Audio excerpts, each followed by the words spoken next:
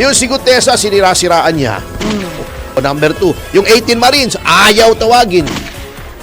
Ayaw niya talagang tawagin kasi kasama siya, di umano, doon sa mga tumanggap. Kasi yung isang chopper daw na ginamit, nasakyan din ni Ping Lacson. Ngayon naman, si Chavit gusto mag-testify. Sabi niya, sige, pag-testify natin. Pero bigla siyang gurong natakot o may nagsabi sa kanya, yung mga boss niya, uy, wag mong pag-testify si Chavit, baka kung anong sabihin yan, hindi natin makokontrol yan. Alam mo, ginawa ni Ping Lacson para makontrol ang testimonya ni Chavit Singson. Kasi alam niya, walang takot yan si Chavit. Sabi niya, magsumiti ka muna ng affidavit. Magsumiti ka muna ng affidavit. Bakit? Hindi ba pasusumpain mo si Chavit Singson? Kaya ako walang kabilib-bilib sa taong yan. Anyway, etong mismong tao na si Ping Lacson na dapat siya bilang chairman ng Blue Ribbon Committee ang masigasig na magsaliksik sa anomalya kung ano-anong kapwitan na dahilan ang ginagawa para hindi magka-testify yung mga tunay na may nalalaman. Kita nyo na nangyayari sa ating bansa dahil dito sa flood control scandal na pilit nilang ipakalimot sa atin. Di ba? Eto. Sinabi na po ng International Monetary Fund ayon sa isang ulat mula sa Business Mirror. Yes. Yan, ito po ay ang number 1 na business informer. Business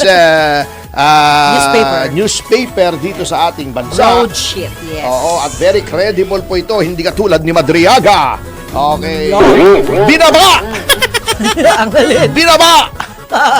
ang kanilang estimate sa paglago o paglaki ng ekonomiya ng Pilipinas. Etong year na to ay sinasabi nilang magiging 4.1 na lamang. 4.1 na napakaliit po noon. Kontra sa 7.7 ng Vietnam. Mga ganon ang growth forecast sa Malaysia, sa Vietnam, sa Singapore tayo. Kamote! Epekto yan, attorney, na economist, kasi siya yung nagpapalago, di ba? Hindi. Ang hindi. maraming factors yung nagpapalago ng economy. Ang Ah. number 1 dyan, dapat may kumpiyansa sa'yo. Kasi kung Ayun. unang-una, kung walang kumpiyansa sa'yo, walang papasok na foreign investors. Ayun pala. Bakit ako pupunta sa inyo? Corrupt na corrupt kayo. Punta lang ako Singapore, punta lang ako Vietnam, punta lang ako Aray ko. Malaysia. Oh. Number 2, ganun din, kung walang kumpiyansa ang mga negosyante sa Negative talaga. gobyerno, hindi na lang muna kami magnenegosyo. Kung puro corruption dito di ba? Opo. Number 3, bakit pa kami magbabayad ng tax? Kukurakutin nyo lang naman. Aray ko, Ganun yan grabe. Ayan. Dati kasi, last year, sabi nila, mukhang 5.6. Mababa pa rin, pero okay na. Opo. Hindi na re-resolve yung flood Bumaba control pa. scandal bago puro impeachment pang inaatupag. Hindi naman na-re-resolve yung flood control. Walang kumpiyansa ko. 4.1. Yan. Ito ay Sayang.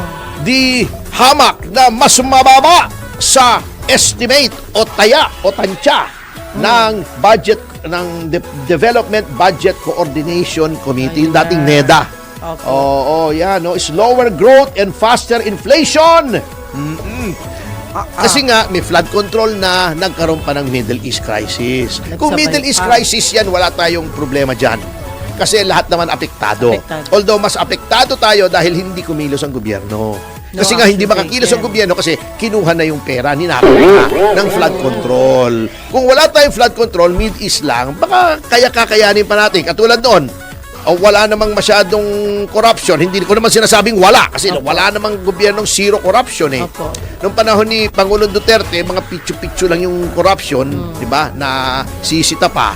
Nagka-COVID, di ba, okay naman tayo. Opo. Nag-recover tayo. Pero Nakalusot ngayon, tayo. paano tayong nagre-recover? Kinuhanan tayo, ninakaw ng pera, healthcare, transportasyon, ninakaw lahat yun edukasyon, pinagnanakaw. Niloloko ba tayo? Kaya yan ang nangyayari. Paano magkakaroon ng kumpiyansa sa ating gobyerno? Etong lang. mismong tao na si Ping Lacson na dapat siya bilang chairman ng Blue Ribbon Committee ang masigasig na magsaliksik sa anomalya kung ano-anong kapwitan na dahilan ang ginagawa para hindi magka-testify yung mga tunay na may nalalaman. Eto, kita nyo yung si Gutesa, sinira-siraan niya. Wala daw yung affidavit daw mali. Hinanapan ng butas. sworn statement na nga sa Senado. Under oath po yan, kaya nga sworn statement eh. Ayaw mo pa rin tanggapin, gusto mo pa rin affidavit, para sinasabi mo yung notaryo mas mataas pa sa mga senador kung saan sumumpa si Gutesa. O number 2, yung 18 Marines, ayaw tawagin. Meron na daw, kine-question na agad ang kredibilidad. Ayaw tawagin!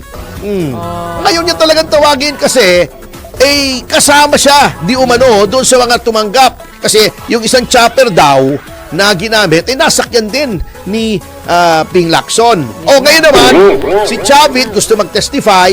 Sabi niya, sige, pag-testify natin. Pero bigla sigurong natakot o may nagsabi sa kanya, yung mga boss niya, uy, wag mong pag-testify si Chavit, baka kung anong sabihin yan, hindi natin makokontrol yan. Alam mo, ginawa ni Ping Lacson para makontrol ang testimonya ni Chavit Singson. Kasi alam niya, walang takot dyan si Chavit. Sabi niya, magsumiti ka muna ng affidavit. Magsumiti ka muna ng affidavit. Bakit?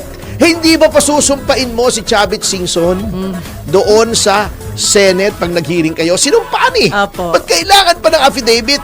Yun lahat ba ng resource persons na pinatawag nyo, hiningan nyo ng affidavit? Hindi naman eh. Si Chavit lang ang hiningan mo ng affidavit eh. Ayun. Ikaw naman ang dami-dami mo nang sinaliksik dyan. Di ba? Tinawag nyo isang kliyente ko noon, si Jaime Paule para mag-testify. Hiningan nyo ba ng affidavit? Hindi. Nandun ka noon, Ping Lacson. Hindi.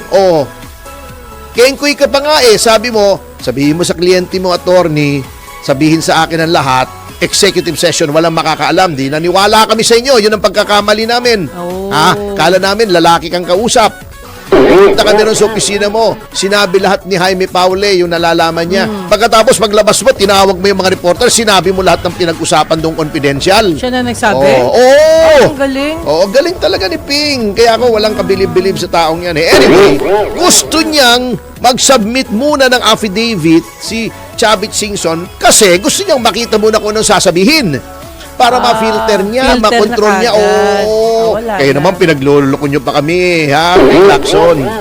Kaya nga nagpapaimbestiga, ganyan rin lang pala mangyayari. Kaya nga, yun nga ang sinasabi ng iba. Kaya nga nilagay si Ping dyan, pinalitan si Dante Marcolete. Para mapagtakpan sila. Kitang-kita naman eh. Nakakahinaya lang si Ping kung anong... matino naman yan. Kung kailan tumanda doon pa sinira yung pangalan niya. Pero anyway, yan ang legacy niyo eh. In the same way, nasabi nga ni Pulong Duterte, ang legacy ni Pangulong Marcos ay yung corruption niya. Hindi na matatanggal yan.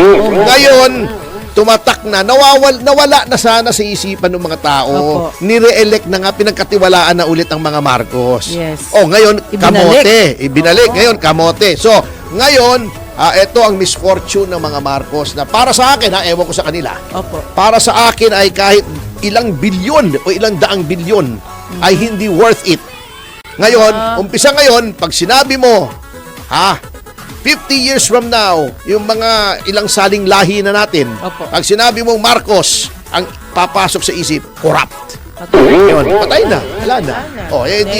Ngayon, kung ipinagpalit niyo yan sa mga bilyon-bilyon, nasa sa inyo yan, kanya-kanya po kayong priorities. Sayang naman. Anyway, hindi sayang. Ginawa nila. Anyway,